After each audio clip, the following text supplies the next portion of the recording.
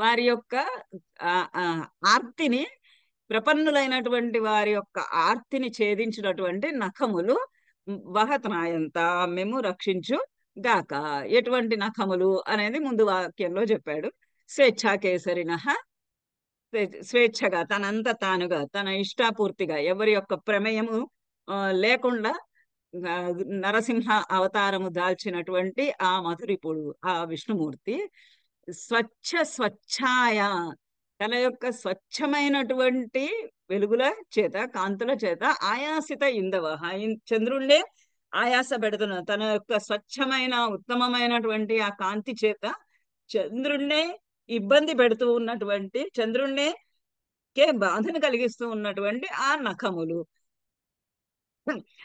శివుడి తల మీద ఉన్న నెలవంక కూడా వంకరగా ఉంటుంది, అలానే గోళ్ళు కూడా వంకరగా ఉంటాయి. ఇప్పటిదాకా చంద్రుడు తనే తెల్లని వాడు అనుకుంటుంటే అంతకన్నా కాంతివంతంగా మెరుస్తున్నాయి విష్ణుమూర్తి యొక్క గోల్డ్. ఇక్కడ వ్యతిరేక అలంకారం చూపించి, అలంకారము ధ్వని అనేది అలంకారంలో కూడా ఉంటుంది అని ఒక రకంగా చూపించాడు. స్వేచ్ఛా కేసరిణ అని స్వేచ్ఛగా తనంత తానుగా కేసరి నరసింహావతారాన్ని ధరించాడు, సింహావతారాన్ని ధరించాడు అని చెప్పటము, మధురిపోహో, మధురిపు అనటం వల్ల మనకి అక్కడ ప్రహ్లాదుడి కథ, మధు అనే రాక్షసుడిని విష్ణుమూర్తి చంపినటువంటి కథ, ఇలాంటి కథ వస్తువులన్నీ కూడా మనకి తెలియడం చేత ఇక్కడ వస్తుధ్వని కూడా ఉన్నది అని చూపిస్తూ ఉన్నాడు.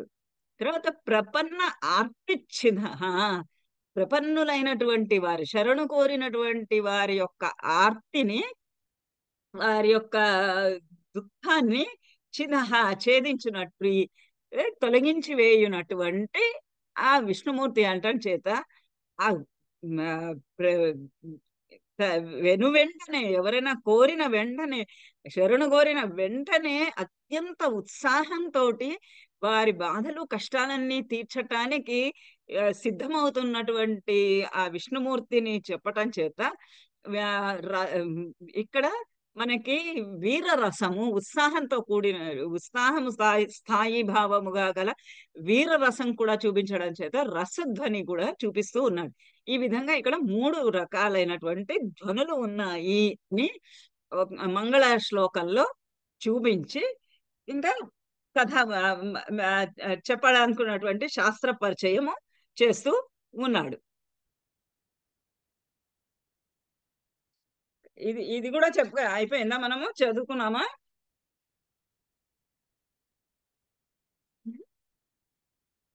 కావ్యస్యాత్మా ధ్వనిరితి బుధైః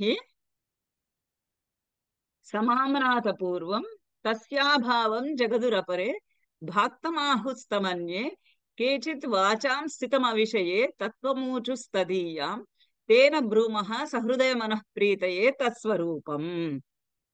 ఎందుకు ఇవాళ ఎవరు చదవమని అంటే వెంటనే ఇవాళ ఎవరిలోనూ వీరరసము ఉప్పొంగటం లేదు. చదువుతాను, అదే నేను చదువుతానండి, కానీ నాది నెట్ కొంచెం ఎందుకో మధ్యలో డిస్కనెక్ట్ అవుతుంది. చదువుతాను నేను. వినిపిస్తుందా అండి నాది? వినిపిస్తుందమ్మా.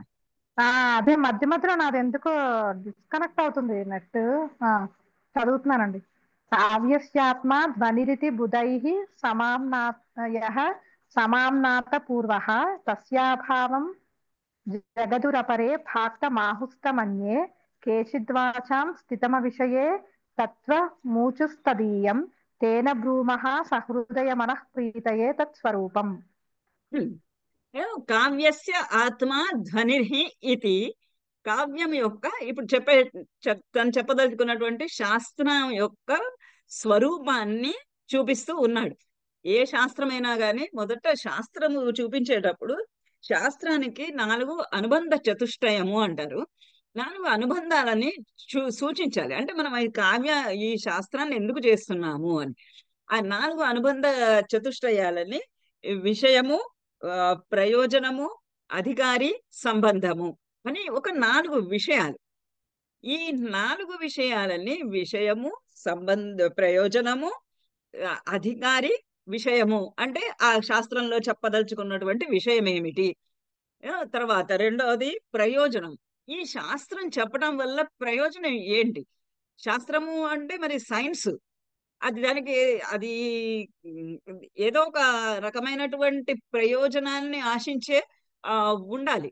ప్రజలకు ప్రజలకు ఉపయోగకరంగా అయినదే ఉండాలి. అటువంటి ప్రయోజనం ఏంటి ఈ శాస్త్రం చెప్పడము ఆ, వలన? అంటే ముందర ఉండి ఉండవచ్చు ఇలాంటివి. అలాంటి మళ్ళీ మళ్ళీ చెప్పడము ఎందుకు? దానివల్ల ఏమి ఉపయోగము అని. తర్వాత మూడవది అధికారి. అధికారి అంటే ఎవరు దాన్ని పొందగలిచినట్టు ఈ శాస్త్రం నేను చెప్తూ ఉంటే ఈయన శాస్త్రాన్ని వినగలిచినటువంటి వారు, అర్థం చేసుకోగలిచినటువంటి వారు, ఉపయోగించుకోగలిచినటువంటి వారు ఎవరు అని వాళ్ళని అధికారి అంటారు. అధికారులు ఎవరు అని. తర్వాత సంబంధం.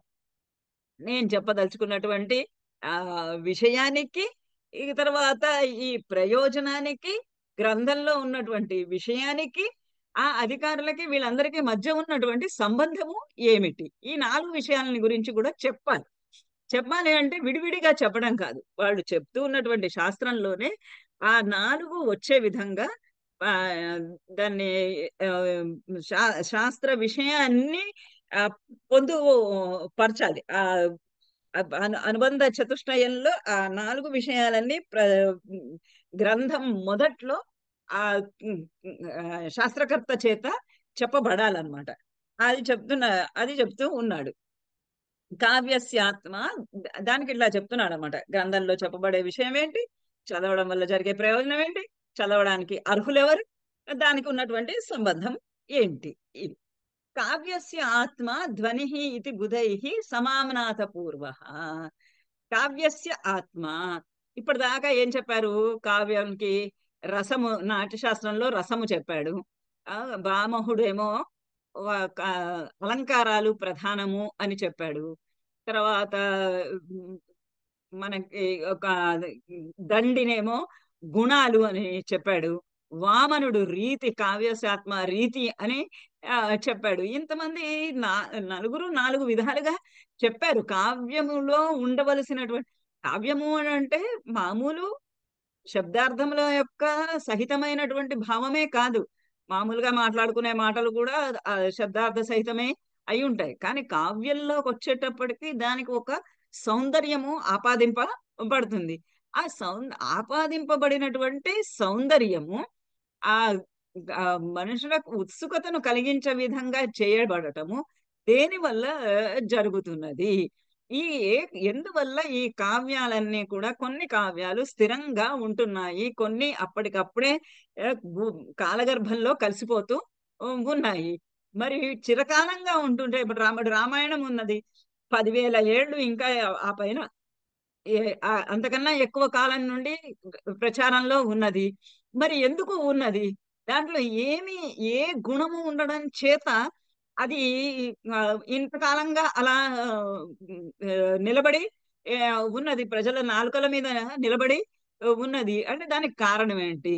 అంటే మొదట రసం అనుకున్నారు, తర్వాత అలంకారాలు అనుకున్నారు, తర్వాత రీతి అనుకున్నారు.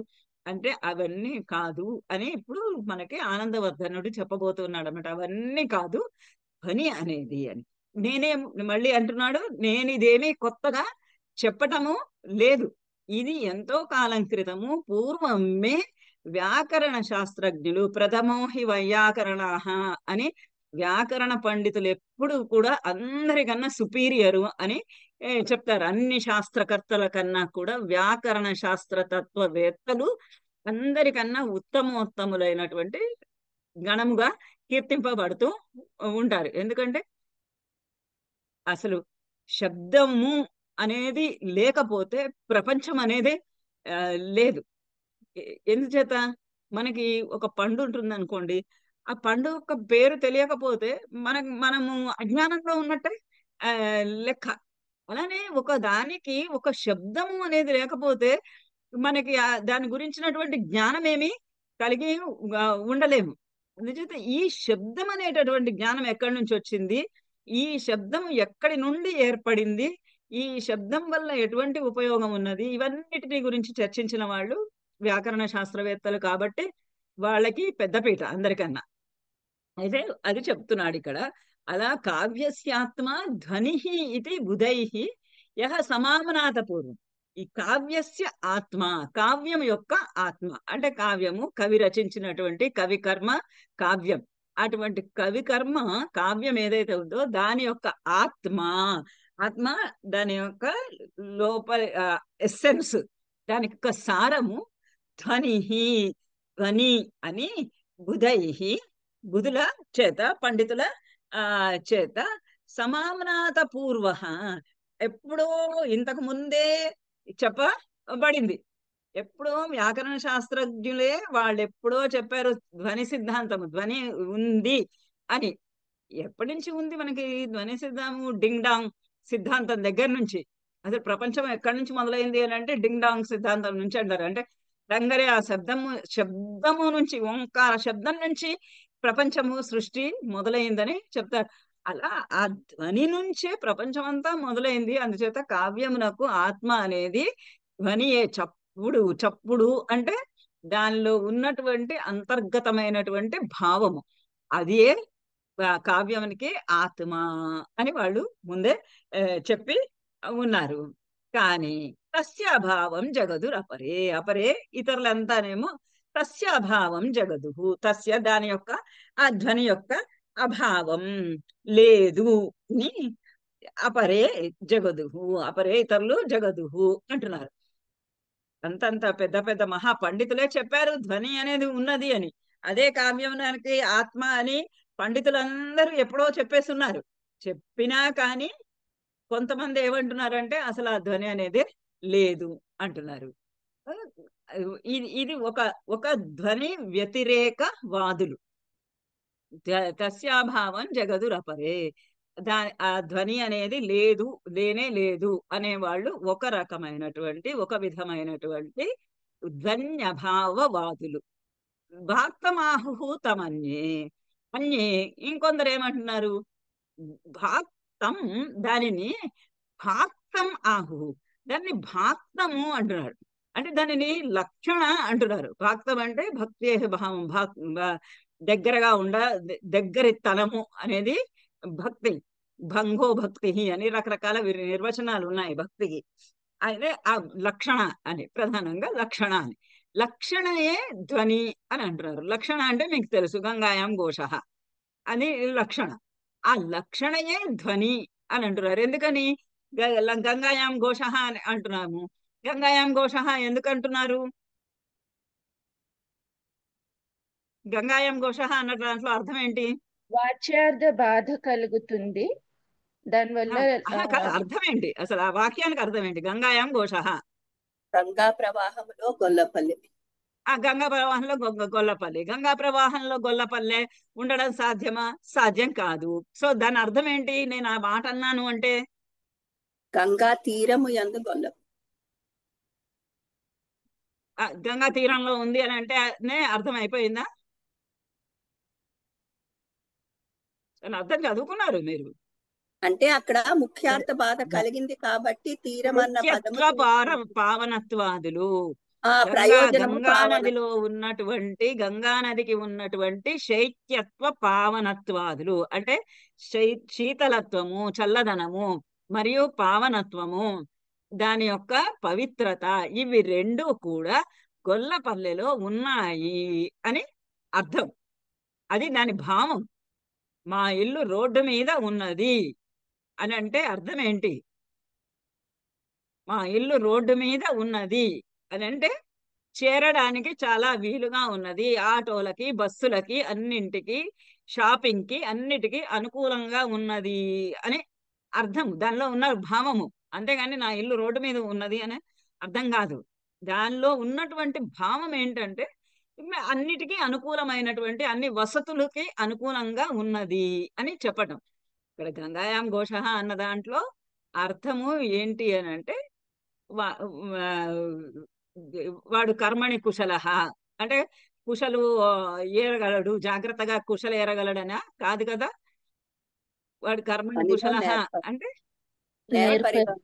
అన్ని పనులు చేయడంలో చాలా సమర్థుడు అని అర్థం. సమర్థుడు, కుశలుడు, నేర్పరి అని అర్థం. అట్లా లో అక్కడ అర్థం అక్కడే అయిపోతున్నది కదా, అక్కడే చెప్తున్నాం కదా. వాక్య ప్రయోగం చేయడం వల్ల ఆ, ఈ వాక్య ప్రయోగము చేయడం వల్ల ఏమి అర్థాన్ని ఇస్తున్నాము అని అంటే దాన్ని ఇంకా ఎక్స్టెండెడ్ మీనింగ్ ఇస్తున్నాం. దానికి ఇంకా కొంచెం అర్థాన్ని ఎక్కువగా చెప్తూ ఉన్నాం. కాబట్టి ఇంకా దానికి ఒక ధ్వని అని పేరు పెట్టాల్సిన అవసరం ఏముంది, లక్షణ ఉంది కదా, అది చాలులే అని కొంతమంది అంటున్నారు. భాక్తమాహు తం అన్యే అన్యే, కొంతమంది భాక్తం. భాక్తం అంటే గుణ వృత్తి, గుణ వృత్తి అంటే లక్షణ వృత్తి, అది ఉంది అంటారు. వీళ్ళేమో రెండవ ధన్యభావ వాదులు. కేచిత్ వాచాం స్థితం అవిషయే, కేచిత్ ఇంకొంతమంది మూడవ రకపు ధన్యభావ వాదులు వాచాం అవిషయే స్థితం, వాచాం మాటలకు అవిషయే స్థితం, అవిషయంగా. ఇప్పుడు నేను ఎక్స్టెన్షన్ చేసి ఇక్కడ ఉన్న వాక్యాల కన్నా ఏదైతే చెప్తూ ఉన్నానో అదంతా దాదాపుగా మీకు ధన్యాలోక లోచనంలో ఉన్నటువంటి విషయమే. ఇవన్నీ కొత్తగా చెప్పే విషయాలు ఏవి కాదు, అన్ని కూడా గురువులు చెప్పినవే, లోచనంలో ఉన్నవే. ఆయన ఎంత ఎలాబరేట్ గా చెప్తే దాన్ని అంతా కూడా బ్రీఫ్ గా చేసి చెప్తున్నాను అంతే తప్ప కానీ కొత్త విషయము కాదు. మీరు లోచనం చదువుకోలేదని బాధపడక్కర్లేదు. ఇప్పుడు చెప్తున్న ఎక్స్ప్లెనేషన్ అంతా కూడా లోచనందే. కేచిత్ వాచాం స్థితం అవిషయం. కేచిత్ కొంతమంది ఏమంటున్నారు, వాచాం మాటలకు అవిషయ స్థితం, అవిషయ విషయం కానిది అంటే మాటలకు అతీతమైనది. అంటే ఈ ధ్వని ఎలా ఉంటుంది అని అంటే నాకు చెప్పడానికి మాటలు రావడం లేదు, దానికి ఎక్స్ప్లెనేషన్ వర్ణనాతీతంగా ఉన్నది అని. అట్లా వర్ణనాతీతంగా మాటల కన్నా అతీతంగా ఉన్నది, వాక్కులకు అందనటువంటి విషయంగా, అంటే ఇలానే చెప్పడానికి అందనటువంటి విషయంగా ఉంది అని కొంతమంది అంటున్నారు. ఈ రకంగా ముగ్గురు ధ్వన్యభావ వాదులు. ఎవరెవరు ముగ్గురు ధ్వన్యభావ వాదులు?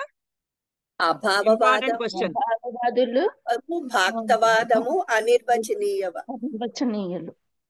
అనిర్వచనీయులు. మళ్ళీ తర్వాత వస్తుంది అభావవాదుల్లో మళ్ళీ 3 రకాలు ఉంటారు. వాళ్ళ ముగ్గురు కూడా అభావవాదులే. మొత్తం అంతా కలిపి 5గురు అవుతారు. అవిషయ స్థితం ఇలా అన్నారు, ముగ్గురు ఈ విధంగా అన్నారు. కాబట్టి వాళ్ళ కొరకు తత్వం ఊచుహు తదీయం, కొరకు తదీయం దాని యొక్క ఆ ధ్వని యొక్క తత్వం ఊచుహు, తత్వాన్ని నేను చెబుతాను. ఇప్పుడు ఇది విషయం.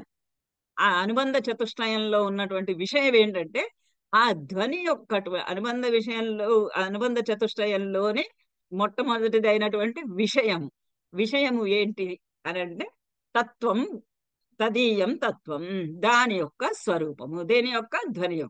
ధ్వని యొక్క స్వరూపం ఊచుహు చెప్తాను. ప్రతిజ్ఞ చేస్తున్నాడు, నేను ఆ ధ్వని యొక్క స్వరూపాన్ని నేను ఇప్పుడు మీకు స్పష్టంగా చెప్తాను, విపులంగా చెబుతాను అని ఈ గ్రంథంలో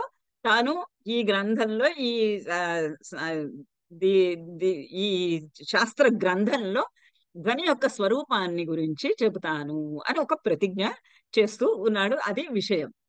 తేన బ్రూమః సహృదయ మనఃప్రీతయే తత్స్వరూపం దాని యొక్క స్వరూపాన్ని బ్రూమః చెప్పెదము గాక. ఇది ఎందుకొరకు?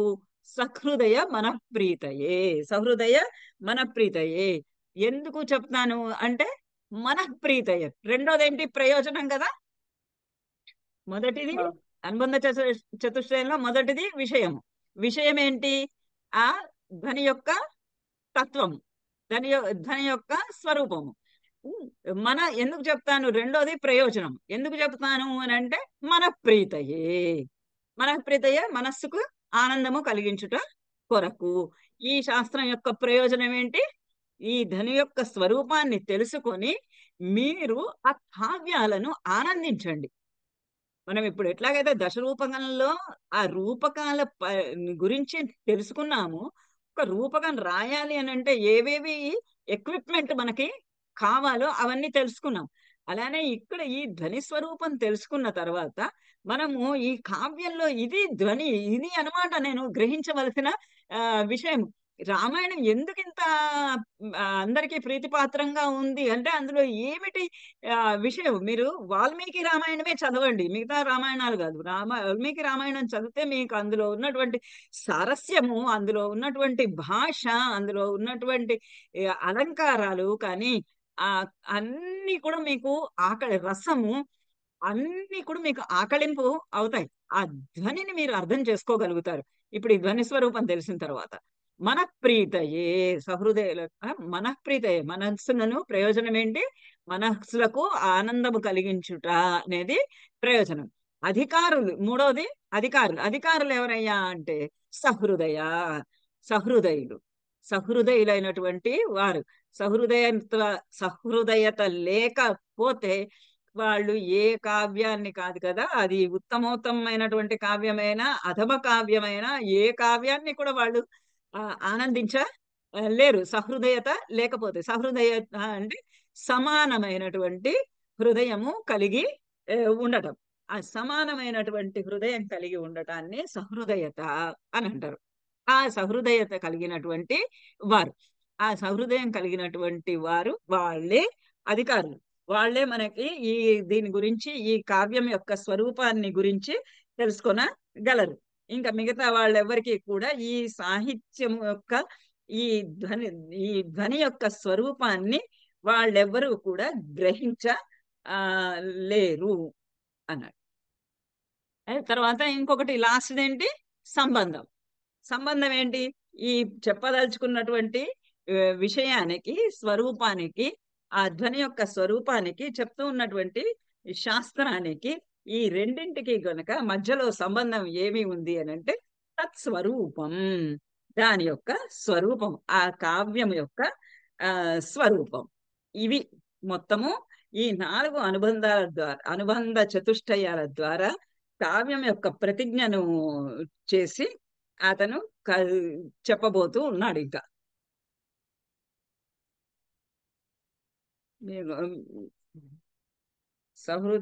సహృదయుడు అన్నదానికి ఇక్కడ ఒక డెఫినేషన్ ఉండాలి లోచనాల్లో. అంటే కవికి ఉన్ను చదువరికి ఒకటే రకమైన హృదయం ఉండాలి అని. సహృదయం అంటే కవితోటి సమానమైనటువంటి హృదయం. కవికి ఉన్ను పాటరి చదువరికి ఇద్దరికి ఒకే రకమైన, కవికి చదువరికి ఇద్దరికి కూడా సమానమైన వేవ్ లెంత్ అని అంటే ఈజీగా అర్థమైపోతుంది మీకు. సమానమైనటువంటి హృదయ స్పందన ఉండాలి. సమానమైనటువంటి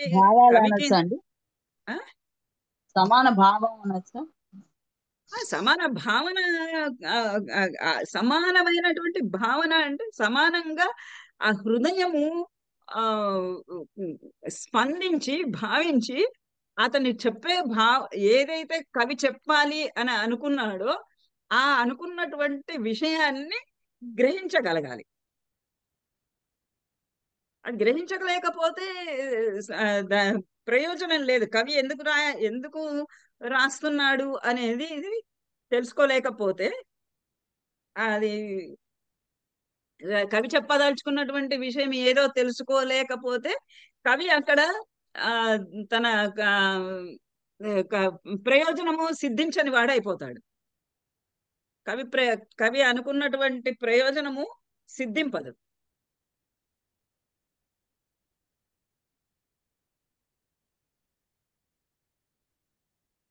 ఎక్కడ ఉంటుంది, నేను రేపటి క్లాస్కి తీస్తాను.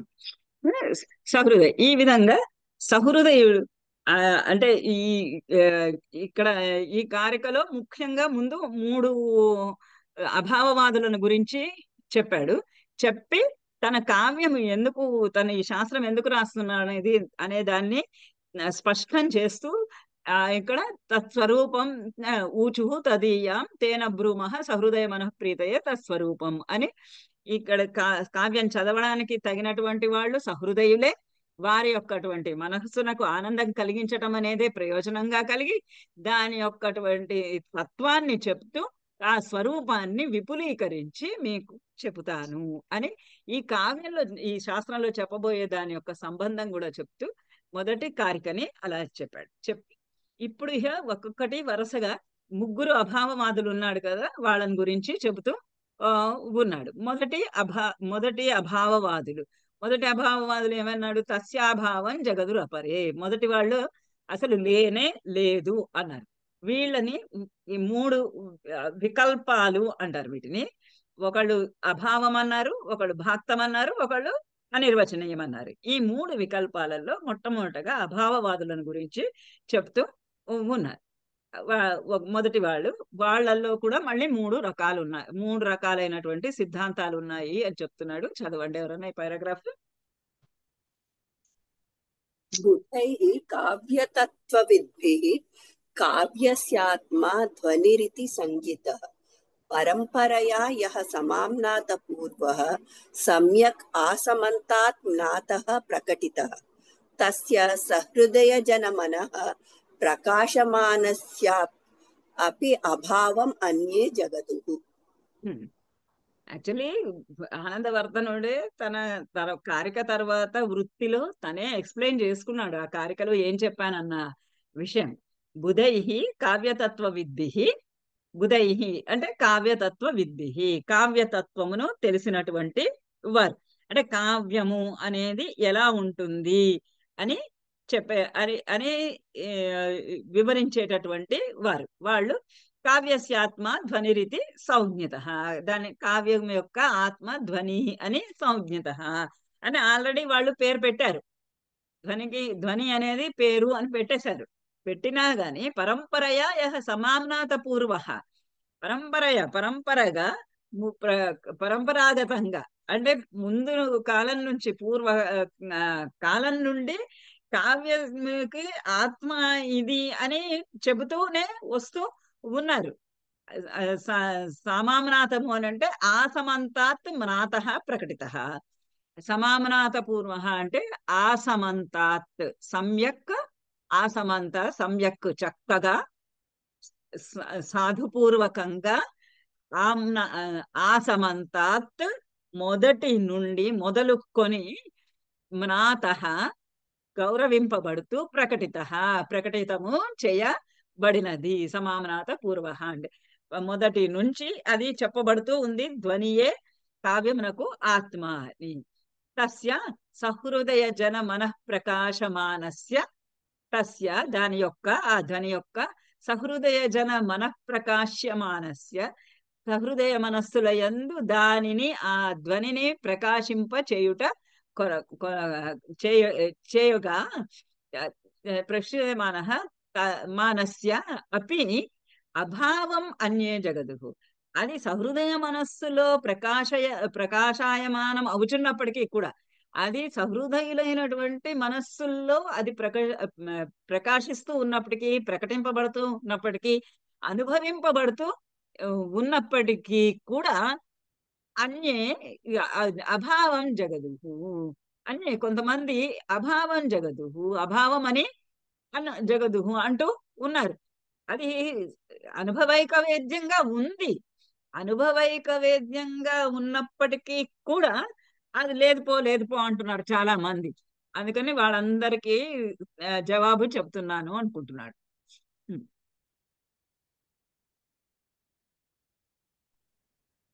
తత్ అభావవాదినాం చ అమి వికల్పాః సంభవంతి.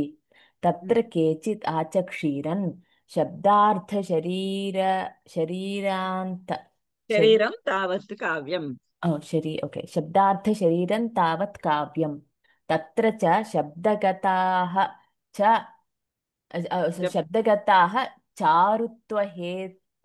చారుత్వహేతవః అనుప్రాసాదయః ప్రసిద్ధాః ఏవ. అర్థగతాః చ ఉపమాదయః వర్ణసంఘటనాధర్మాః చ ఏ మాధుర్యాదయాః తే అపి ప్రతీయంతే. తత్ అనతిరిక్త వృత్తయః అపి యాః కైశ్చిత్ उपनागरिकाद्याः प्रकाशिताः ता अपि गताः श्रवणगोचरम् रीतयः च वैदर्भीप्रभृतयः तद्व्यतिरिक्तः कोऽयं ध्वनिः नाम इति. ఇది మొదటి అభావవాదులలో మొదటి వారిది. తస్య అభావవాదీనాంచ అమే వికల్పాః సంభవంతి. ఆ అభావవాదుల్లో కూడా తేడాలు ఉన్నాయి. అందరూ లేదు లేదు అంటున్నారు, కానీ ఆ లేదు అన్న వాళ్ళల్లో కొన్ని కొన్ని రకాలైనటువంటి విభేదాలు ఉన్నాయి. అందులో కేచిత్ ఆచక్షీరన్ వాళ్ళలో కొంతమంది ఈ విధంగా అంటున్నారు. ఇది వేరే అభావవాదుల యొక్క ప్రకటన. శబ్దార్థ శరీరం తావత్ కావ్యం. కావ్యం అంటే ఏంటి? కావ్యం అంటే ప్రధానంగా శబ్దార్థ శరీరం. శబ్దార్థ శరీరం తావత్ కావ్యం. కావ్యం యొక్క నిర్వచనం ఏంటి అని అంటే శబ్దార్థ శరీరం, శబ్దార్థములే దాని యొక్క శరీరము అని మనకి భామహుడి నిర్వచనంలో కూడా ఉంది. శబ్దార్థములే కావ్యం సహితస్య భావః, శబ్దార్థయోః సహితస్య భావః సాహిత్యం. శబ్దార్థముల యొక్క సహితస్య భావం, వాటి ఈ రెండింటి యొక్క అందమైనటువంటి కూర్పు ఏదైతే ఉంటుందో ఆ కూర్పే సాహిత్యము. సాహిత్యం అంటే కావ్యం, కవికర్మ కావ్యం. అది శబ్దార్థ శరీరం. ఆ కావ్యానికి శబ్దములు దాని యొక్క అర్థములే మరి శరీరం అని మనకి మొదటి నుంచి చెప్తున్నారు. కావ్యతత్వ శాస్త్రజ్ఞులు చెప్తున్నారు, భామహాదులు అందరూ చెబుతున్నారు. అది మనం వింటూనే ఉన్నాము. తత్ర అక్కడ ఆ శబ్దార్థ శరీరములకు మరి శబ్దార్థములే కావ్యము అంటే మరి శబ్దార్థములు కావ్యం అన్న తర్వాత ఏమన్నారు? కావ్యం గ్రాహ్యం అలంకారాత్ అన్నాడు. శబ్దార్థ సహితం కావ్యం, కావ్యం గ్రాహ్యం అలంకారాత్ అన్నారు. అలంకారముల వల్ల అది మరి మామూలుగా మాట్లాడుకునేటటువంటి కొలోకియల్ లాంగ్వేజ్ లో కూడా శబ్దార్థములే ఉంటాయి, ఇక్కడ శబ్దార్థములే ఉంటాయి. మరి తేడా ఏంటి అంటే ఇది అలంకారముల వలన గ్రహింపబడుతుంది అన్నాడు. ఆ అమ్మాయి మొహం అందంగా ఉంది అన్నట్టు సరిపోదు. ఆ అమ్మాయి మొహం చంద్రబింబం లాగా ఉంది అనగానే ఇంకొంచెం దాని యొక్క అందము ఎక్కువైనట్టుగా కనబడుతూ ఉంటుంది. అట్లా చెప్పబట్టం అనేదే సాహిత్యము అని అన్నారు. అందులో శబ్దగతాః చారుత్వ హేతవః అనుప్రాసాదయః ప్రసిద్ధాః ఏవ. అందులో ఆ కావ్య శరీరానికి శబ్దగత అంటే శబ్దముల గురించి, చారుత్వ హేతవః చారుత్వము అందము కొరకు, హేతవః కారణములైనటువంటివి, అనుప్రాసాదయః ప్రసిద్ధాః ఏవ. అనుప్రాసలు లాటానుప్రాసము, యమకము. అసలు భరతుడు చెప్పినవి 4 అలంకారాలు. అందులో ఒకటి యమకాలంకారం. యమకాలంకారము అంటే రెపిటేషన్ ఆఫ్ ది లెటర్స్. అది అక్షరాల యొక్క అక్షరాలు పలుమార్లుగా పలు అర్థాలతోటి వాడటం అనేది యమకం. అనుప్రాసల్లో మళ్ళా చాలా రకాలైనటువంటి అంత్యానుప్రాస, లాటానుప్రాస, ఇలా అనుప్రాస అలంకారాలు ఉన్నాయి. భరతుడు చెప్పినవైతే శబ్దాలంకారాల్లో ఒకటి యమకాలంకారం. అర్ధాలంకారాల్లో ఉపమ, రూపక, దీపక, ఈ 3 ఆయన చెప్పినవి అలంకారాలు. 4 అలంకారాలే అవి. 108 అలంకారాలుగా మీరు అలంకార సర్వస్వంలో నెక్స్ట్ ఇయర్ చదువుకోబోతారు. 66 అలంకారాలుగా విభజింపబడ్డాయి. అయితే శబ్దాలంకారాలు, అలంకారాలు 2 రకాలు: శబ్దాలంకారాలు, అర్ధాలంకారం. శబ్దానికి సంబంధించినటువంటి అలంకారాలు ఇప్పుడు మీకు తెలుగులో విన్నారు కదా. మందార మకరంద మాధుర్యమును బోలు మధుపంబు బోలునే మదనం మధుపములకు అన్న దగ్గర ఆ శ్లోకం దగ్గర శ్రీహరిని అర్చించు కరములు అన్నాడు. ఆ శ్రీహరిని అర్చించేటటువంటి కరములు ఆ శివుడు విష్ణుమూర్తిని పూజించేటటువంటి చేతులు అంటే చేతులు 2 రకాలైనటువంటి పదాలు ఉపయోగించాడు. చేతులు అని. మరి కానీ మొదటి ఉన్నటువంటి ఆ చేతులు అన్నదానికి, రెండో దానిలో ఉన్నటువంటి చేతులు అన్నదానికి అర్థము 2 కూడా వేరేగానే ఉంది కదా. అట్లా ఈ అనుప్రాస అలంకారాదులలో శబ్దగత చారుత్వానికి, శబ్దానికి సంబంధించినటువంటి చారుత్వానికి సంబంధించినటువంటి కారణాలుగా అనుప్రాస మొదలైనటువంటి అలంకారాలు ఉన్నాయి. అవి ఉన్నాయి కాబట్టి మీకు అక్కడ దాని గురించి మీరు ఆలోచించాల్సినటువంటి అవసరమే లేదు. అర్ధగత చ ఉపమాదయ, అర్ధగత అర్ధానికి సంబంధించినవి అయితే ఉపమాలంకారాలు, ఉపమా మొదలైనటువంటి అలంకారాలు ఉన్నాయి. ఈ అలంకార శాస్త్రంలో అన్ని చదువుకున్నారు. ఇవన్నీ అలంకారాలన్నీ కూడా ఉన్నాయి. ఉపమా, రూపక, దీపక, ఉత్ప్రేక్ష ఇత్యాది అలంకారాలు. ఇప్పుడు ఇంతకు ముందే మనం ఒక అలంకారం చూసాం, వ్యతిరేక అలంకారం. ఇలా అలంకారాలు అర్ధగత, అర్థానికి సంబంధించి, శబ్దము అర్థానికి సంబంధించినవి ఉపమాలంకారాలు ఉన్నాయి. వర్ణ సంఘటనా ధర్మాశ్చ ఏ మాధుర్యాదయ అపి తే ప్రతీయంతే. మాధుర్యాదులు, మాధుర్యము మొదలైనటువంటి రీతులు అంటే విశిష్ట పదరచన రీతి అని దాని నిర్వచనం. విశిష్ట పదరచన రీతి, విశిష్టంగా ఆ పదరచన, ఆ పదముల యొక్క కూర్పు ఒక విశిష్టంగా ఉంటే, ఒక ప్రత్యేకతతో కూడి ఉంటే దానిని రీతి అన్నారు. అవి మాధుర్య, ఓజో, ప్రసాద గుణములు అని 3 రకాలుగా వెరైటీస్ గా ఉన్నాయి. అందులో వర్ణ సంఘటనా ధర్మాహ, వర్ణాలు అక్షరములతో పాటుగా అర్థవంతములైనటువంటి పదములు, వీటి యొక్క సంఘటన అవన్నీ ఒక్కటి యొక్క కూర్పు, ఆ కూర్పు అనే ధర్మంగా కలిగినటువంటి మాధుర్యాదయ తే అపి ప్రతీయంతే. మాధుర్యాదులు మొదలైనటువంటివి కూడా ఆల్రెడీ చెప్పేశాడు. అంటే శబ్దానికి సంబంధించి, శబ్దం అనేదేమో శరీరము, ఆ శరీరానికి ఎటువంటివన్నీ అందం చేకూరుస్తాయో, చెవులకి మామూలుగా ఒక స్త్రీ శరీరానికి తీసుకుంటే చెవులకి కర్ణాభరణములు, మెడలో నెక్లెస్లు, చేతులకి గాజులు, ఇవన్నీ కూడా అలంకరణ సామాగ్రులు. ఇలా అలంకరణ సామాగ్రులన్నీ కూడా వాటిని గురించి కూడా చెప్పి ఉన్నారు.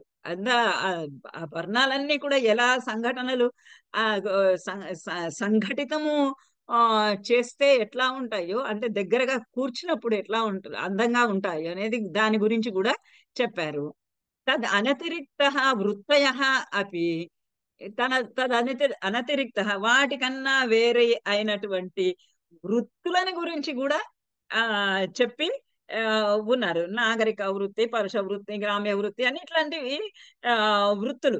ఇలాంటి వృత్తులన్నింటినీ కూడా గురించి కూడా మరి చెప్పి ఉన్నారు. అంటే ఆ శబ్దార్థ శరీరము కావ్యమైన దాంట్లో ఈ శబ్దములను గురించి, అర్థములను గురించి చాలా ఇప్పటికీ రీసెర్చ్ చేసే ఉన్నారు. చాలా పరిశోధన చేసి ఏది ఏది అందాన్ని ఇస్తున్నది కావ్యానికి అని వాళ్ళు పలు రకాలుగా, పలు విధాలుగా చర్చించి ఉన్నారు. వృత్తయ అపి కశ్చిత్ ఉపరాగరికాద్యాః ప్రకాశితాః. ఉపరాగరికము అనేటటువంటి నాగరిక వృత్తి, పరుష వృత్తి, ఇలాంటివన్నీ వృత్తులు కొన్ని. ఆ వృత్తులన్నింటినీ కూడా మళ్ళీ ప్రకాశితం చేశారు, అంటే ప్రచురింప చేశారు. వాళ్ళు వాళ్ళ శాస్త్రాలలో వీటన్నింటిని గురించి కూడా చర్చించి ఉన్నారు. రీతులను గురించి, కావ్య శోభాకరములైనటువంటి గుణాలని గురించి, తర్వాత వర్ణముల యొక్క వ్యవహార రసాభివ్యక్తి కోసం, ఇవన్నీ కూడా ఎందుకు, మెయిన్ గా రసము పోషించటానికి. ఆ భరతుడు చెప్పినటువంటి రసాన్ని మాత్రం ఎవరు వదిలిపెట్టలేదు. రసము ప్రధానము. ఇప్పుడు ఇక్కడ కూడా ఈయన కూడా ధ్వని అంతా చెప్పిన తర్వాత 2వ ఉద్యోతంలో ఇవన్నీ కూడా చెప్తున్నది. ఈ ధ్వని అంతా కూడా ఈ ఫలానా రసాన్ని ఉత్పత్తి చేయటానికి ప్రయోగింపవలసినదే. ఈ ధ్వని రసాన్ని ప్రేరేపించాలి అని చెప్తాడు. రసధ్వనియే ప్రధానమైనటువంటి ధ్వని అని చెప్పబోతాడు ఇక నెక్స్ట్ 2వ ఉద్యోతంలో. వీళ్ళందరూ కూడా ఈ భామహ, దండి, వామన, వీళ్ళందరూ కూడా రసము ప్రధానము. ఏ రకంగా ఆ రసానికి చేరాలి, రసోత్పత్తిని కలిగింప చెయ్యాలి. సహృదయుడు అయినటువంటి వాడు ఆ కవి యొక్క భావనను తన మనసులో కూడా అంగీకరించుకోవాలి. అతను కూడా ఆ అనుభవాన్ని పొందాలి. పొందాలి అంటే దేని వల్ల పొందాలి అంటే ఇక్కడ ఇంకా చెప్తూ ఉన్నాడు. ఇంకా వృత్తులను గురించి కూడా చెప్తున్నాడు. ఆ రసాభివ్యక్తీకరణ కొరకు ఎటువంటి పదాలను ఉపయోగించాలి అంటే ఇప్పుడు రౌద్రరసం ఉందనుకోండి, కఠినమైనటువంటి పరుషమైనటువంటి శబ్దాలు ప్రయోగిస్తే కానీ అక్కడ రౌద్రరసము ఉత్పత్తి కాదు. చాలా సౌమ్యమైనటువంటి పదాలు ఉపయోగిస్తే కానీ శృంగార రసము ఉత్పత్తి కాదు. గ్రామ్యమైనటువంటి పదాలు ఉపయోగిస్తే గాని హాస్యరసము ఉత్పత్తి కాదు. దానికి తగినటువంటి వృత్తులని ఉపయోగించి వర్ణ వ్యవహారాలను ఉపయోగించుకుంటూ ఆ వృత్తులన్నింటినీ ప్రయోగించుకుంటూ ఉపనాగరికాది వృత్తులన్నింటినీ ఉపయోగించుకుంటూ ఆ శబ్ద సౌందర్యాన్ని పెంచుకుంటూ శబ్దార్థ సౌందర్యాన్ని పెంచుకుంటూ వెళ్ళాలి. తాగ అపి గతాః శ్రవణ గోచరం రీతయః వైదర్భీ ప్రవృతయః. రీతులు వైదర్భీ ప్రవృతులైనటువంటి రీతులు అవన్నీ కూడా ఉన్నాయి. తద్వ్యతిరిక్త ఇవన్నీ కాక ఇన్ని చెప్తున్నాం. అనుప్రాసాలంకారాలు, ఉపమాదాలంకారాలు, మాధుర్యాది గుణములు, ఉపనాగరికాది వృత్తులు, వైదర్భీ ఆది రీతులు ఇన్ని చెప్తూ ఉంటే ఇవన్నీ కాకుండా కో అయం ధ్వనిర్నామ ఇది, ఇంకా వీటన్నిటికన్నా వేరైనటువంటి ధ్వని అనేగా ఏదున్నది? ఏది లేదు. ఇదే అన్ని, ఇవే అన్ని ఉన్నాయి. దానికి మొత్తము ఆ కావ్య శరీరమైనటువంటి శబ్దార్థాలకు సంబంధించినటువంటి అన్ని విషయాలని కూలంకషంగా చర్చించారు. ఇంకా అందులో మిగిలిందేది లేదు, చెప్పడానికి ఇంకా మిగిలిందేది లేదు. కాబట్టి ఈ ధ్వని అనేది లేనే లేదు అని వాళ్ళ ఒక అభావవాదులలో ఒకరి వాదం, ఒకరి వికల్పము, ఒకరి వాదం. ఇందులో మీరు ఈ వాక్యం ఒకటి, శబ్దార్థ శరీరౌ తావత్ కావ్యం అన్నది ఒకటి, తద్వ్యతిరిక్త కోయం ధ్వని నామ ఇది. ఈ రెండు వాక్యాలు మాత్రము మీరు అభావవాదుల గురించి రాసినప్పుడు మొదటి అభావవాదులు అని రాసినప్పుడు ఈ రెండు వాక్యాలు ఖచ్చితంగా కోట్ చేయాలి.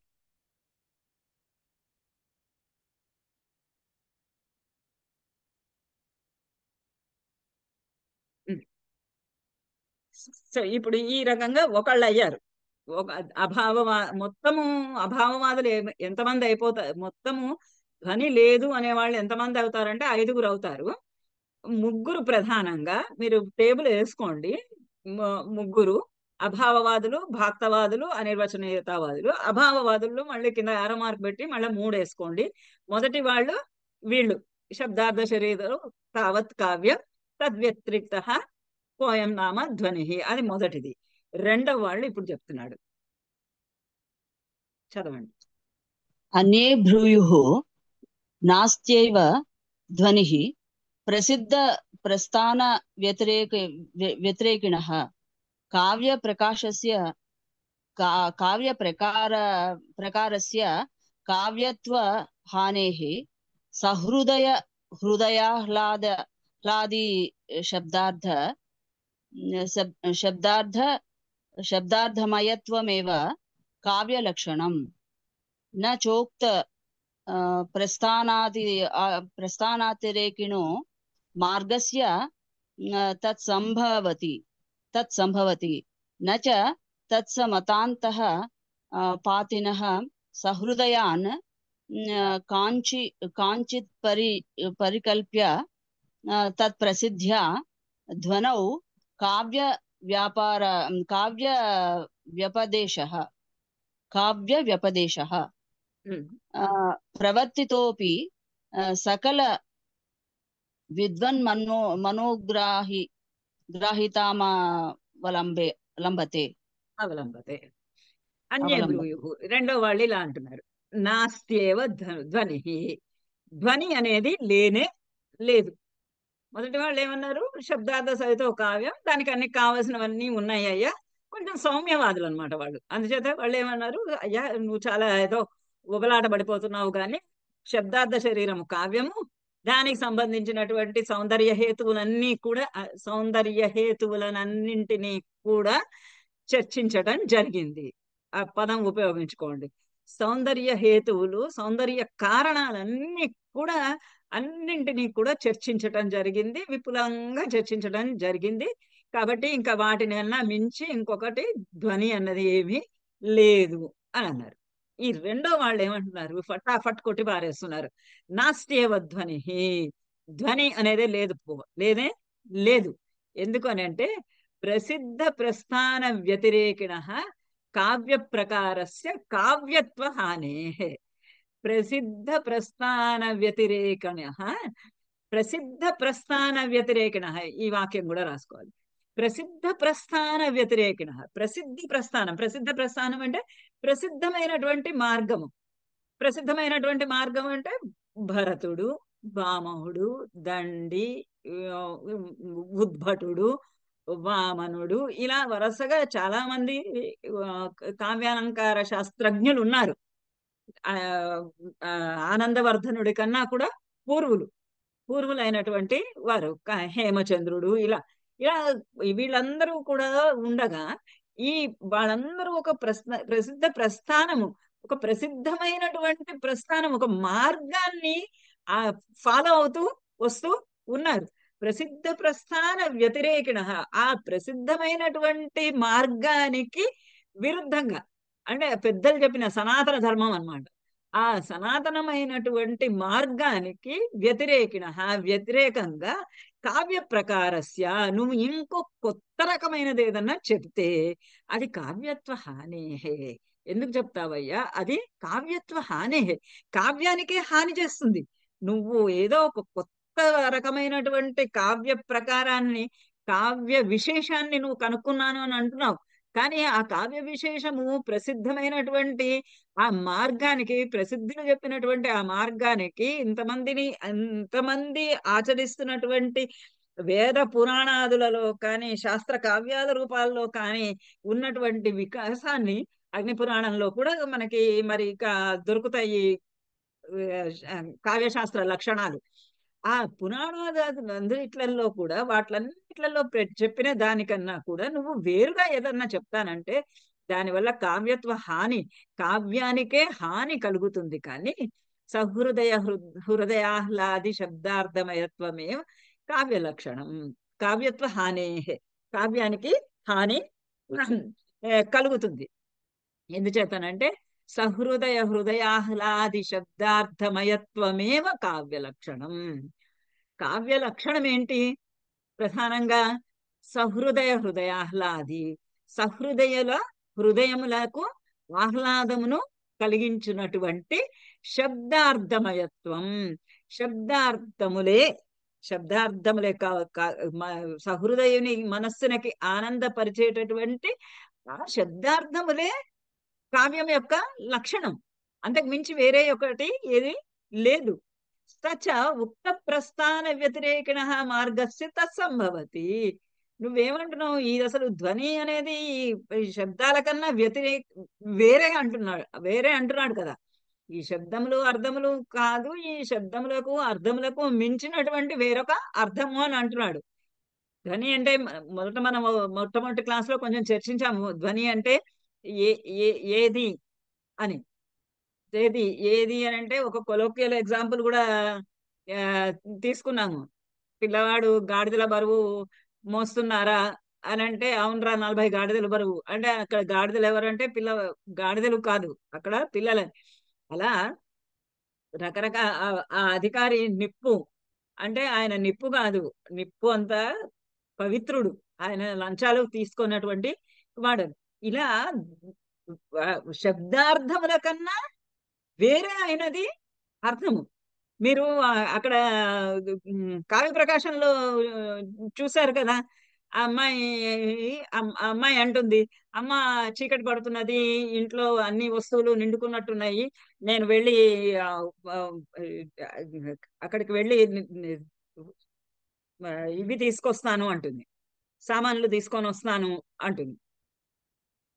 గృహోపకరణ మధ్య కలు నా స్థితి సాధితంత్వయ తద్బణ కిం కరణీయం. గృహోపకరణం లేవు, మరి నేను వెళ్ళి తీసుకోరానా అంటుంది. దానికన్నా ఇంకా చాలా బాగుంటుంది. ఉమ్, గోదావరి ఆ, గోదావరి కుంజ గోదావరి నదీ తీరంలో మీ ఇప్పుడు వస్తుంది నెక్స్ట్ ఒక ప్రియుడు ప్రియురాల్ని కలుసుకోవాలని వెళ్తున్నారు. కానీ అక్కడేమో ఒక బ్రాహ్మణుడు, ఒక ఆ, అమాయకుడైనటువంటి బ్రాహ్మణుడు చెరువు దగ్గర నీళ్లు తీసుకొని వస్తూ ఉన్నాడు. అది వీళ్ళ సంకేత స్థలము. అయితే ఆ బ్రాహ్మణుడితోటి ఆ అమ్మాయి అంటుంది, ఓ బ్రాహ్మణుడా భ్రమధార్మిక విస్త్రబ్ధం, ఓ ధార్మికుడా విస్త్రబ్ధం భ్రమ, నువ్వు భయం లేకుండా తిరుగు. ఎందుకంటే నిన్ను రోజు భయపడేటటువంటి కుక్క సింహం చేత చంపవేయబడిందిలే, ఈ పొదల మాటన దాగుకున్నటువంటి సింహం చేత చంపవేయబడిందిలే. కాబట్టి నువ్వు విశ్రబ్ధం భ్రమ, నువ్వు ఏం భయం లేకుండా తిరుగు అంటుంది. నువ్వు భయం లేకుండా కుక్కకే భయపడేటటువంటి వాడు సింహము పొదల మాటన దాగుకుంది అని అంటే అక్కడ ఉండగలుస్తాడా? అతన్ని అక్కడి నుంచి వెకేట్ చేయించడమే ఆ అమ్మాయి యొక్క ఉద్దేశం. అలానే మీరు చదువుకున్న దాంట్లోనే పశ్య నిశ్చల నిస్పంద బిసినీపత్రే రాజతే బలాక నిర్మల మరకత భాజన పరిస్థిత శంఖశుక్తిరివా. ఇక్కడ పశ్య నిష్ఫల నిస్పంద వ్యంగ్యార్థంలో చదువుకున్నారు. ఆ బిసినీపత్రము ఆ చెరువులో ఉన్నటువంటి ఆ తామరాకు పైన ఉన్నటువంటి ఆ కొంగ ఏ మాత్రము కదలిక లేకుండా అలానే ఉన్నది. అది ఎట్లా ఉంది అంటే ఆ తామరాకు పైన ఉన్నటువంటి తెల్లటి కొంగ మరకతములు అంటే పచ్చలు అన్ని పరిచినటువంటి ఆ పళ్ళెరంలో శంఖశుక్తి తెల్లని శంఖు పెడితే ఎలా ఉంటుందో అలా ఆ తామరాకు పైన కొంగ నించుంటే అలా ఉంది చెప్తుంది అంతే. ఇక్కడ ఆ అమ్మాయి ఎటువంటి సంకేతం, ఎటువంటి అభిప్రాయాన్ని వెలిబుచ్చుతున్నది? ప్రియుడు నేను వచ్చి చాలాసేపటి నుంచి ఇక్కడ కూర్చున్నాను అంటే, నువ్వు వచ్చి కూర్చుంటే నీ చప్పుడుకి ఆ కొంగ కదలుండేది కదా, ఆ కొంగ కదలలేదు అంటే నువ్వు రాలేదు అని అర్థం అన్నమాట అని ఒక చెప్పకుండానే ఒక వ్యంగ్యము దొరుకుతుంది.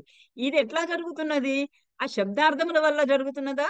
లేదు, శబ్దార్థముల కన్నా వ్యతిరేకమైనటువంటి ఒక భావన వల్ల ఈ ధ్వని తోస్తూ ఉన్నది.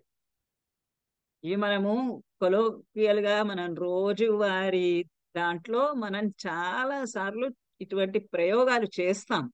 కానీ ఈ ప్రయోగం మనం చేసాము అని మనం గ్రహించం, అంతే తేడా. చాలా సార్లు మనం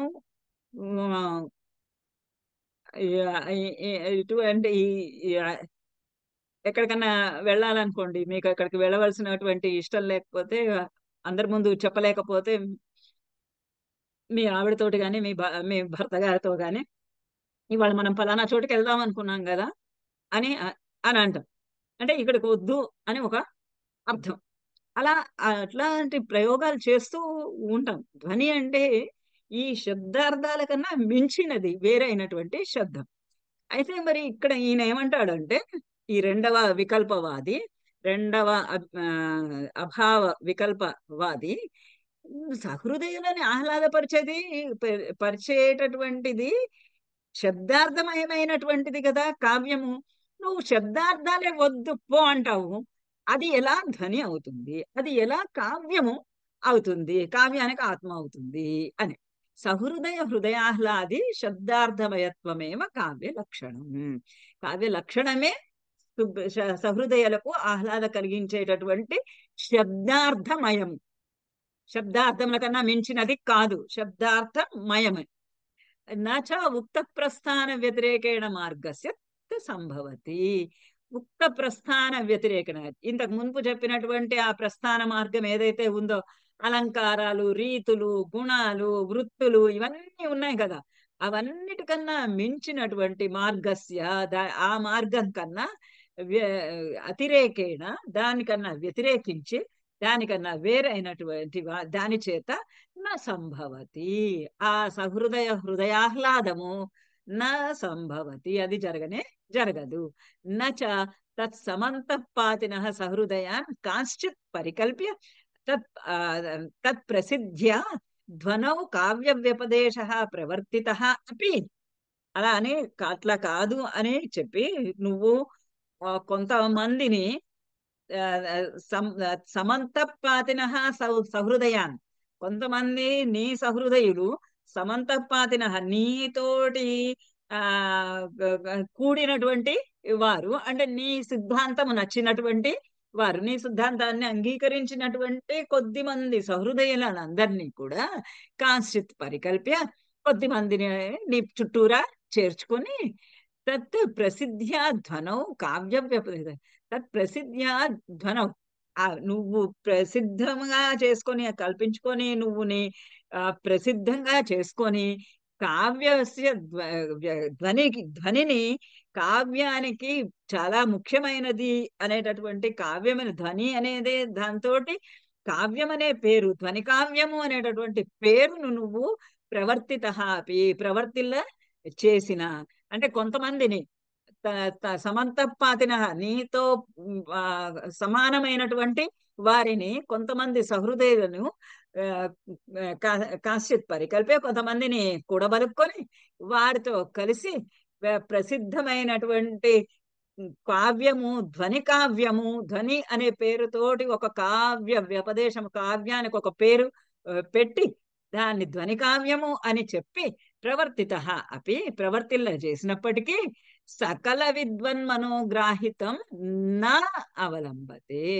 సకల అందరూ విద్వత్ మనోగ్రాహితం, సకల విద్వజ్జనుల యొక్కటువంటి విద్వాంసుల యొక్క, పండితుల యొక్క మనోగ్రాహితం, మనస్సులకు స్వీకరింపబడుట అనేది నా అవలంబతే, అనేది జరగదు. అది పండితుల మనస్సులను ఆకట్టుకోదు, అవన్నిటికీ స్వీకరింపబడదు. పండితుల యొక్క మనస్సుల చేత అది మాత్రము స్వీకరింపబడదు. నువ్వేదో కొంతమందిని నీలాంటి వాళ్ళని చేరదీసుకొని వాళ్ళందరితో కలిసి ఆహా ధ్వని కావ్యము, ఓహో ధ్వని కావ్యం అని నువ్వు చెప్పుకుంటూ ఉన్నప్పటికీ కూడా అది పండితులైనటువంటి వాళ్ళెవ్వరూ కూడా అటువంటి దానిని యాక్సెప్ట్ చేయరు. వాళ్ళ మనస్సులకు ఎవ్వరికి కూడా ఇది చేరదు, మనస్సులను ఆకట్టుకొనదు అని అన్నాడు. ఇది రెండవ వాదులు. ఇందులో మీకు గుర్తుపెట్టుకోవాల్సిన వాక్యము నాస్తి దేవధని ప్రసిద్ధ ప్రస్థాన వ్యతిరేకిణ కావ్యత్వ హానే, అది గుర్తుపెట్టుకుంటే చాలు. ఇంకా గుర్తుపెట్టుకోదలుచుకుంటే సకల విద్వన్ మనోగ్రాహితం గ్రాహితం అవలంబతే ఇచ్చినప్పుడు ఇక్కడ నా కూడా చేర్చుకోవాలి, నా అవలంబతే.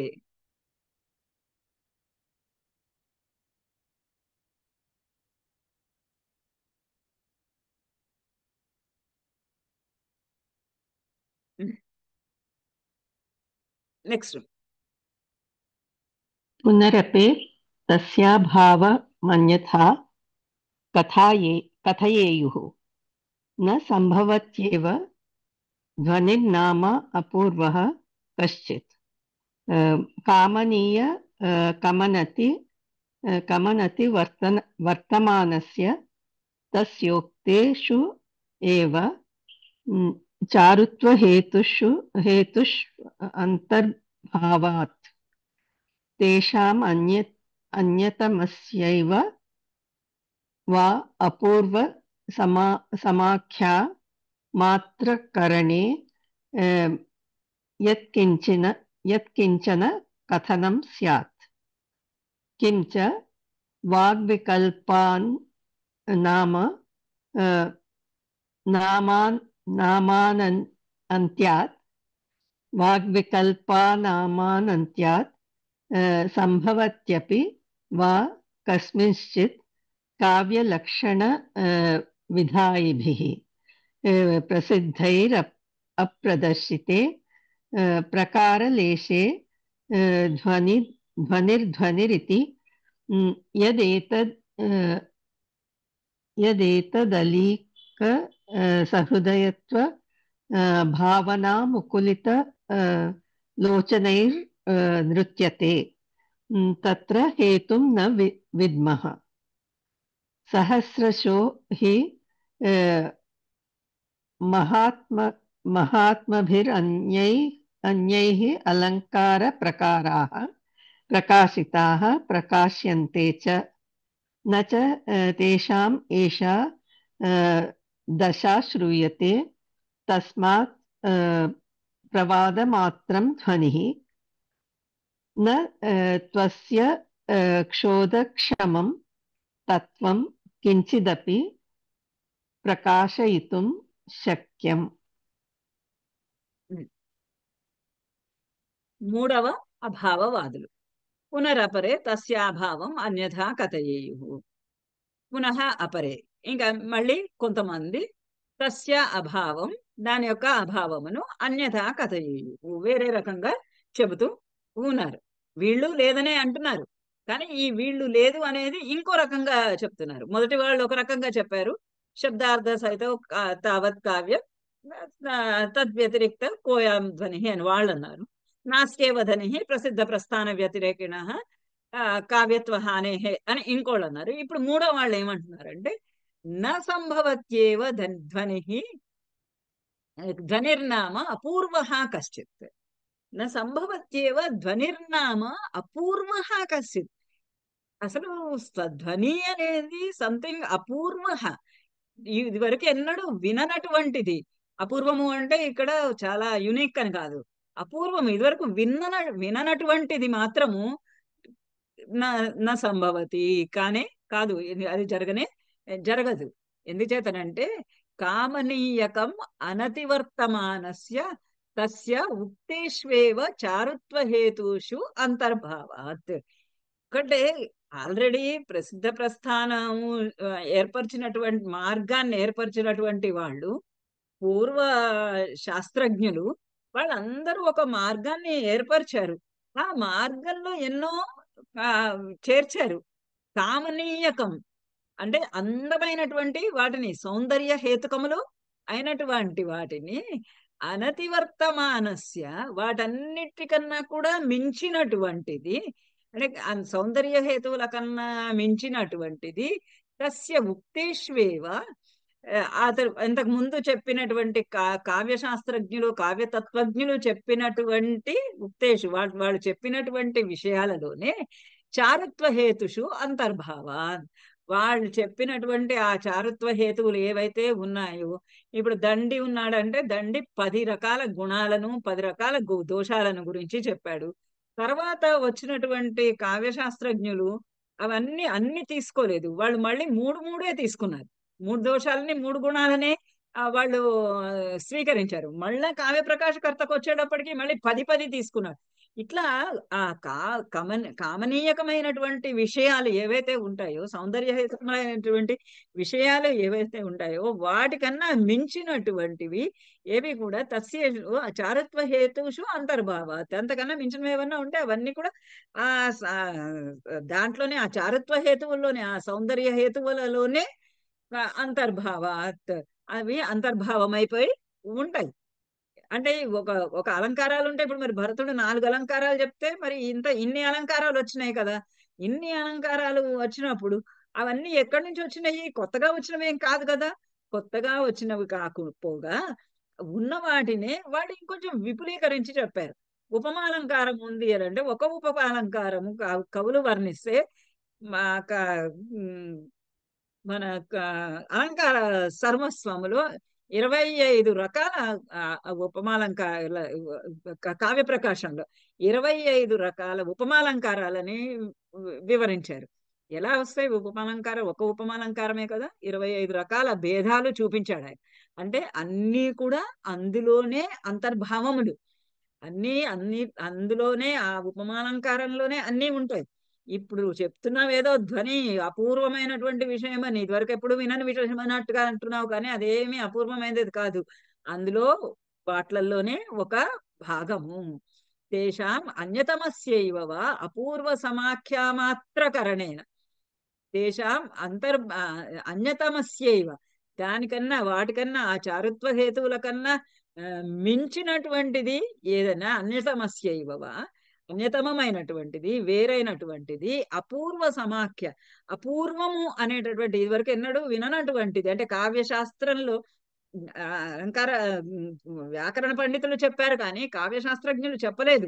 కావ్యశాస్త్రజ్ఞులు చెప్పనటువంటి విషయాన్ని గురించి నేను చెప్తున్నాను అని అపూర్వ సమాఖ్య మాత్రకరణేన, ఆ మాత్రం చేత, వేరే నేను చెప్తున్నాను అని చెప్పడం మాత్రం చేత వేరొక పేరు పెట్టుకొని నేను ఒక కొత్త దాన్ని కనుక్కున్నాను అని చెప్పినంత మాత్రాన యత్కించిన్ కథనం స్యాత్, అది ఏమైనా ప్రయోజనం ఉంటుందా? అది ఏం చెప్పినట్టు అవుతుంది? ఇంతకు ముందు అన్ని చారుత్వ హేతువులు ఉంటే అన్ని ఉన్నాయి కదా, అన్ని ఉండంగా నువ్వు ఇంకొక కొత్తదేదో చెప్తున్నానండి అంటే అది ఎవరు ఒప్పుకుంటారు? అది ఎలా చెప్పినట్లుగా అవుతుంది? కించ అండ్ ఇంకా చెప్పాలి అని అంటే వాగ్వికల్కానాం వాగ్వికల్కానాం అత్యంతం సంభవత్యపి. వికల్పానం తర్వాత వాగ్వికల్పములు అంటే చెప్పేటటువంటి మాటలు అనంత్యాత్, అనంతములుగా వాగ్వికల్పములు చెప్పేటటువంటి మాటలు, చేసేటటువంటి మాటలు రోజు రోజుకి మారిపోతూ ఉంటాయి. కొత్త కొత్త పదాలు చేరుతూ ఉంటాయి. కొత్త పదాలు చేరినప్పుడు కొత్త ఆలోచనలు వస్తూ ఉంటాయి. అలా వాగ్వికల్పానం అనంత్యాత్, అనంతములు కాబట్టి, అనంతములుగా సంభవిస్తాయి కాబట్టి కస్మిశ్చిత్ కావ్యలక్షణ విధాయిభి ప్రసిద్ధై అప్రదర్శితే ప్రకారలేశే. కస్మిశ్చిత్ ఏదైనా ఒకటి కావ్యలక్షణ విధాయిభి, కావ్యతత్వ శాస్త్రజ్ఞుల చేత, కావ్యలక్షణములను రచించే వారు, కావ్యలక్షణ విధాయులు అంటే కావ్యములను రచించేటటువంటి వారి చేత, ప్రసిద్ధులైనటువంటి వారి చేత, ఏ భామహుడో, ఏ దండియో, ఏ భరతుడో, అలాంటి వాళ్ళు ఎవరో ఒకళ్ళు అప్రదర్శితే ప్రకారలేసి, వాళ్ళు పొరపాటుగా ఏదైనా ఒక ప్రయోగాన్ని కనుక వాళ్ళు చూపించలేకపోయినట్లయితే, అంటే వాళ్ళు చాలా జాగ్రత్తగా పరిశీలించి పరిశోధించి రీతులు, గుణాలు, వృత్తులు, అలంకారాలు, రకరకాలైనటువంటి అలంకారాలు ఇవన్నీ కనుక్కొని అన్ని చేశారు. అన్ని చేస్తున్నప్పుడు ఎక్కడో ఒక చోట ఏదో ఒక చిన్నది వాళ్ళు బహుశా మర్చిపోయి ఉండవచ్చు, వాళ్ళ దృష్టికోణంలో పడకపోయి ఉండవచ్చు. ప్రసిద్ధై అప్రదర్శితే ప్రకార లేషే, వాళ్ళు చూపించనటువంటిది అప్రదర్శితే, వాళ్ళు చూపించనటువంటి ప్రకార లేషే, కొద్దిపాటి భేద మాత్రాన్ని ధ్వని ఇది. దాన్ని ధ్వని అంటే ఇప్పుడు అలంకార సర్వస్వంలో రూపకాలంకారము ఇచ్చిన తర్వాత, రూపకాలంకారము తర్వాత పరిణామాలంకారం అని ఒక చిన్న భేదము, అంటే ఆ సందేహము, ఆ రూపకము ఏ విధంగా పరిణమిస్తుంది అనే అర్థాన్ని తీసుకొని ఆయన పరిణామాలంకారం అని ఒక అలంకారాన్ని క్రియేట్ చేశాడు. అలా ఏదైనా ఒక చిన్న విశేషమును వాళ్ళు గనక ప్రదర్శించకపోతే, వాళ్ళ చేత చెప్పబడకపోతే దానికి ధ్వని ఇది ధ్వని కావ్యము అని కనుక్కుంటూ యదేతత్ అలీక సహృదయత్వ భావన ఏదో ఒక అలీక సహృదయ అసత్యమైనటువంటి సహృదయ భావన, నీకు అసలు సహృదయత్వమే లేదు. ఎంచేతనంటే ప్రసిద్ధులు ఎందరూ కూడా ఒక ప్రస్థానాన్ని ఏర్పరిచారు. వాళ్ళు ఏదో ఒక చిన్న విషయంలో దాన్ని వాళ్ళకు పొరపాటుగాను ఏదో ఒకటి వాళ్ళకి కనుమరుగైంది. ఆ ఒక్క చిన్నగా కనుమరుగైన విషయాన్ని పట్టుకొని దాన్ని గురించి ధ్వని అని నువ్వు లేనిపోని లేనిపోని అసత్యమైనటువంటి సహృదయము అనేటటువంటి భావనతోటి ముకులిత లోచనై, చక్క కళ్ళు మూసుకొని నేనేదో కొత్తది కనుక్కున్నాను, యురేకా అనుకుంటూ, నేను కొత్తది కనుక్కున్నాను, ధ్వని అనుకుంటూ ముకులిత లోచనై కళ్ళు మూసుకొని నృత్యం చేస్తున్నావే, ఏమన్నా బాగుందా అసలు?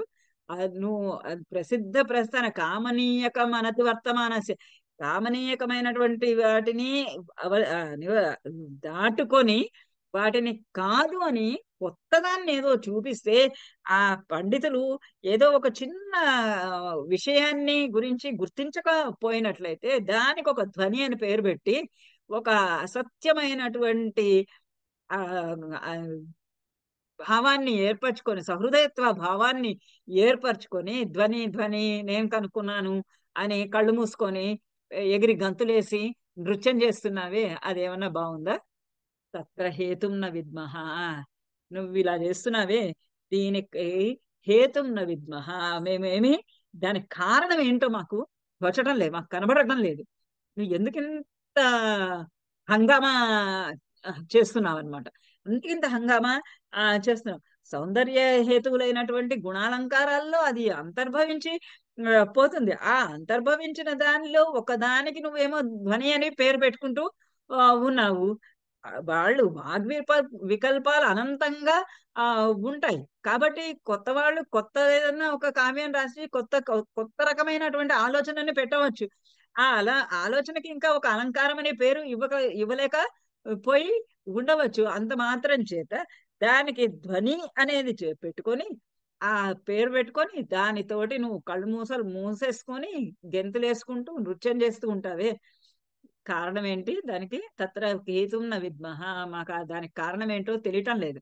సహస్రశోహి మహాత్మభిః అన్యైః అలంకార ప్రకారాః ప్రకాశితాః ప్రకాశ్యంతే చ. సహస్రశః హి మహాత్మభిః, వేల కొలది మహాత్ములందరూ కూడా అన్యైః అలంకార ప్రకారాః, అనేక రకాలైనటువంటి అలంకారాలు, మరి 4 నుంచి ఇన్ని రకాలైనటువంటి అలంకారాలు వచ్చినాయే, ఇన్ని రకాల అలంకారాలను ప్రకాశితాః ప్రకాశ్యంతే చ. వాళ్ళు ఎన్నో ప్రకటిస్తున్నారు. కొన్ని ఇంకా ప్రకటింపబడతాయి కూడా. ఎందుకంటే ఆలోచనలు కొత్తవి వస్తాయి. కొత్తవి వచ్చినప్పుడు కొత్త అలంకారాలు, కొత్త వే ఆఫ్ ఎక్స్ప్రెషన్, కొత్త భావన ప్రకటితం అవుతుంది. కొత్త భావన ప్రకటితమైనప్పుడు ఆ భావనకి తగినటువంటి విధంగా ఒక కొత్త అలంకారము రావచ్చు. ఇప్పుడు ఆకాశాన్ని అంటే హర్మ్యాలు ఉన్నాయి, అసలు మనకి ఇప్పుడు ఆకాశమే కనబడటం లేదు. ఆకాశం కనబడటం లేదు కాబట్టి చుట్టూరా చూస్తే ఏం కనబడతాయి? అందరి ఇళ్లలో వెలుగుతున్న లైట్లు కనిపిస్తాయి. అందరి ఇళ్లలో వెలుగుతున్న లైట్లని ఇప్పుడు మరి నేను ఆ లైట్లనే వర్ణించాలి. నేను నక్షత్రాలని వర్ణించాలి అనుకుంటే నేను నక్షత్రాలని వర్ణించలేను. ఎందుచేత? నాకు ఆకాశం కనబడటం లేదు. నాకు ఏం కనబడుతుంది? ఎదురుగుండా ఉన్నటువంటి ఇంట్లో, ఆ ఎదురుగుండా ఉన్న బిల్డింగ్ లో ఉన్నటువంటి లైట్లే కనబడుతున్నాయి. ఆ లైట్లని నేను వర్ణిస్తాను. అప్పుడు నాకు ఒక కొత్త అలంకారాన్ని సృష్టించడం జరుగుతుంది. ఇలా కొత్త కొత్తవి జరుగుతాయి. కొత్త కొత్తవి ప్రకాశితాః ప్రకాశ్యంతే చ.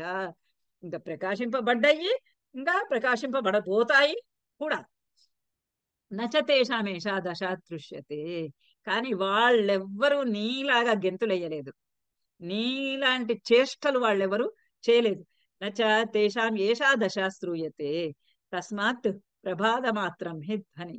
అంచేత ధ్వని కేవలము ఒక ప్రవాద మాత్రమే. ప్రవాద మాత్రమే అంటే ఒక అపవాదు మాత్రమే. ఇందులో నా సంభవత్యేవ ధ్వనిర్నామ అపూర్వ కశ్చిత్, ఇంకా కామనీయకం అనతివర్తమానస్య తస్య ఉక్తేష్వేవ విషయేషు అంతర్భావః. ఒకటి. తర్వాత ధ్వని ఇది అలీక సహృతయాత్ నృత్యతే తత్ హేతుం న విద్మః తస్మాత్ ప్రభాత మాత్రం ధ్వని. ఈ 3 వాక్యాలు యాడ్ చేసుకోండి.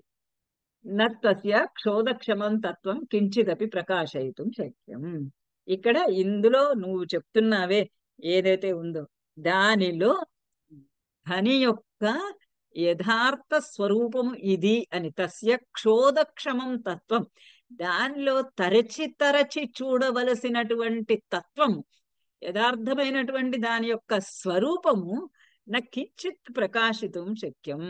కించిదపి కొద్దిగా కూడా ప్రకాశించడానికి అంటే పైకి చెప్పడానికి నా శక్యం, సాధ్యము కానే కాదు. ఎందుకంటే అది ఆ చారుత్వ హేతువులలో ఏదో ఒక దానిలో అంతర్భావమే తప్ప ఆ ధ్వనులలో, ఆ అలంకారాల్లో కానీ, గుణములలో కానీ, వృత్తులలో కానీ రీతులలో కానీ అంతర్భావమే తప్ప అది ప్రత్యేకంగా వేరైనటువంటిది కానే కాదు. అట్లా వీరుగా చెప్పడానికి అట్లా క్షోధక్షము దాన్ని తరచి చూసి విమర్శ చేసి చూస్తే, దాన్ని విమర్శించి చూసి చెప్తే దాని యథార్థ స్వరూపము ఇది అని చెప్పడానికి ఏది లేదు. అది చెప్పడానికి సాధ్యమైనటువంటిది కాదు అని ఈ విధంగా 3 రకాలైనటువంటి ధ్వని అభావవాదులను గురించి వివరించి చెప్పాడు. ధ్వని అనేది లేదు. ఒకటి మొట్టమొదటిది శబ్దార్థ. చెప్పండి మీరు.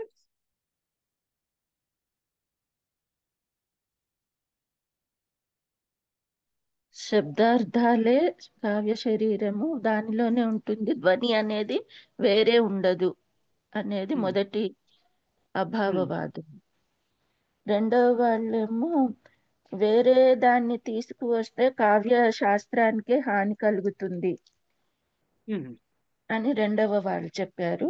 మూడవ వాళ్ళేమో ఆ ధ్వని అనేది దానిలోని అంతర్భావమే కదా, మళ్ళీ దాని గురించి వేరే అనేది ఒకటి, వేరే ధ్వని అనేది ఒక అపవాదు మాత్రమే, వేరే ఏం లేదు అని చెప్పేది మూడవ వాదు. ఇవి 3 రకాలైనటువంటి వాదాలు. ఆ 3 వాదాలకి అప్పట్లో ఒక ఎప్పుడు కూడా ప్రతి వాళ్ళు ఏదో ఒక సిద్ధాంతాన్ని ప్రతిపాదిస్తే ఆ సిద్ధాంతాన్ని ప్రతిపాదించిన దానిని వ్యతిరేకించే వాళ్ళే చాలా మంది ఉంటారు కదా. బ్రతికున్న కాలంలో ఎవరన్నా ఏదన్నా సిద్ధాంతం చెప్తే వాళ్ళు బ్రతికున్న కాలంలో ఎవరు దాన్ని అంగీకరించరు. అట్లానే ఆ సమయంలో ఒక కవి ఈ ధ్వనిని గురించి ధ్వని అనేదే లేదు అని ఒక అతను రాసినటువంటి ఒక శ్లోకాన్ని కూడా కోట్ చేస్తూ ఉన్నారు. ఈ శ్లోకం చదివేసి ఆపుదాము. అక్కడతోటి ధ్వని అభావవాదులతోటి అయిపోతుంది. ఇది చిన్న శ్లోకమే, అంత ఇంపార్టెంట్ ఏం కాదు. అయినా ఒకసారి చదివేస్తే మనకి అయిపోతుంది. నేను చదువుతానండి. యస్మిన్ అస్తి నా వస్తు. చదువుతున్నారండి? చదవండి. లహరి చదువుతున్నారమ్మా. సౌమ్య లహరి చదువుతున్నారు. ఓకే. యస్మిన్ అస్తి నా వస్తు కించన మన ప్రహ్లాది సాలంకృతి కరెక్టే. వ్యుత్పన్నైః రచితం చ నైవ వచనైర్వక్త్రోక్తి శూన్యం చ యత్ కావ్యం తద్భిన్నం సమన్వితమితి తద్ధ్వనినా కావ్యం తద్ధ్వనినా ప్రీత్యా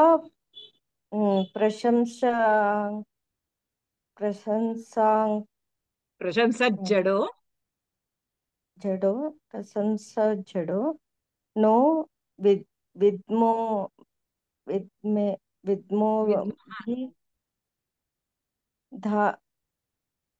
విద్మోభిదదాతి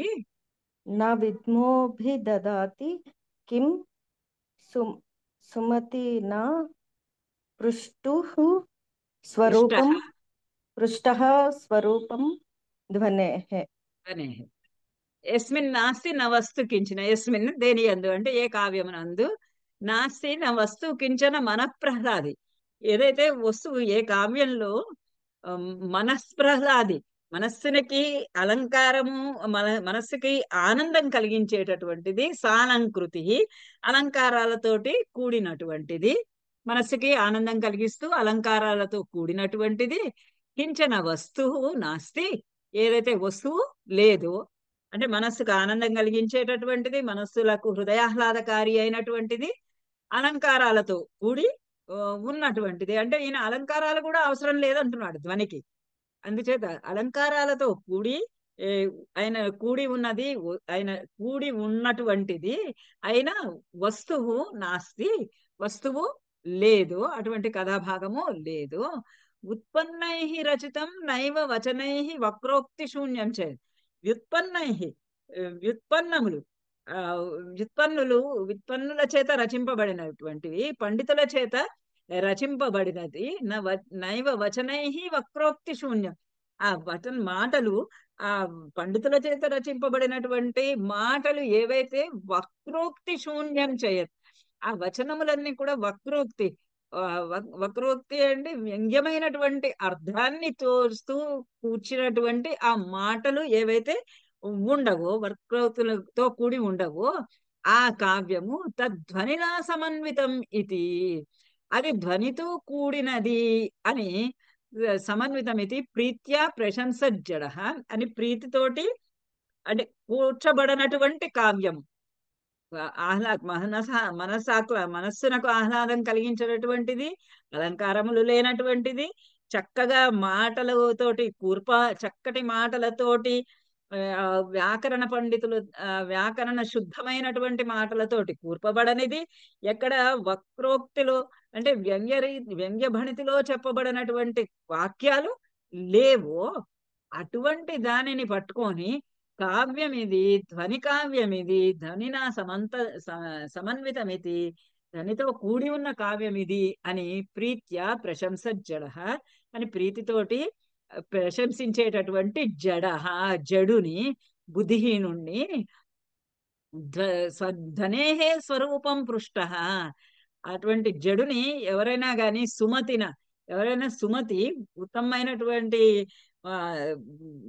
ఉత్తముడైనటువంటి బుద్ధిమంతుడు ఎవడైనా సరే, ధ్వనేహే స్వరూపం పృష్ట, ధ్వని యొక్క స్వరూపాన్ని అడిగితే గనక, బుద్ధిమంతుని చేత ధ్వని యొక్క స్వరూపాన్ని గురించి చెప్పు అని అడిగితే ఆ జడుడు నో విద్మహ ఇత్యభిదదాతి, వాడు ఏమంటాడు?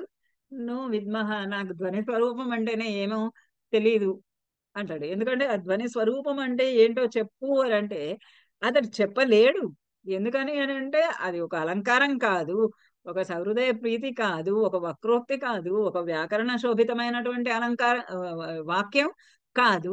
ఇలాంటిది ఏది కానప్పుడు ఈ వాక్యాలేమీ కాకుండా ఇంకోటి ఏదో ఉంది, బుద్ధిమంతుడైన వాడు ఎవడన్నా నిలబెట్టి వాడిని నువ్వు ధ్వని గురించి చెప్పు నాకు అని అంటే వాడు ఒక వెరిమొహం వేసుకొని చూడగలదు తప్ప, ఈ ధ్వని స్వరూపం ఇలా ఉంటుంది, ఇది ధ్వని స్వరూపము అని చెప్పడము వాడికి చేత కాదు. అందుచేత ధ్వని అనేది లేదు అని ధ్వని అభావవాదులు, 3 రకాలైనటువంటి ధ్వని అభావవాదులు, ఒక వెరైటీ. మొత్తం ధ్వని లేదు అన్న వాళ్ళలో ఒకటే ఇది. నెక్స్ట్ది భాక్తవాదం, ఈ నెక్స్ట్ది భాక్తమాహుత్తమన్యే. ఇది రేపు చూద్దాం.